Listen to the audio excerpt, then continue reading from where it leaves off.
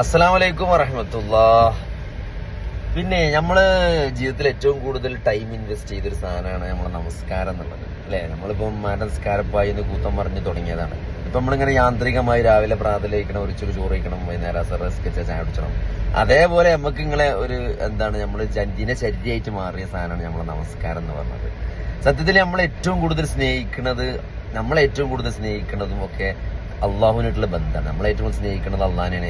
അള്ളാഹു ഏറ്റവും കൂടുതൽ സ്നേഹിക്കുന്നത് അടിമയെ സ്നേഹിക്കുന്നുണ്ട്.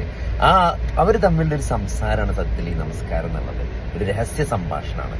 അപ്പൊ അതിൽ നമ്മൾ അള്ളാഹിന്റെ പേരിലെ നാമഗുണ വിശേഷണങ്ങള് റഹ്മാൻ, റഹീം, റബ്ബുൽ ആലമീൻ, മാലിക് യൗമിദ്ദീൻ, ഇത്തരത്തിലുള്ള പേരുകളൊക്കെ നമ്മളതിൽ പറയുന്നുണ്ട്. അപ്പൊ ഇതൊരു ആസ്വാദികരമായ ഒരു ഇബാദത്താക്കി മാറ്റാൻ അല്ലെ, നമസ്കാരം എന്റെ കൺകുളിർമയാണെന്ന് നബി സല്ലല്ലാഹു അലൈഹി വസല്ലം പറഞ്ഞത്. അതായി മാറണമെങ്കിൽ നമ്മൾ നമസ്കാരത്തെ കൂടുതൽ അറിയണം. നാളെ റേഡിയൻസ് മുമ്പിലേക്ക് വരികയാണ്.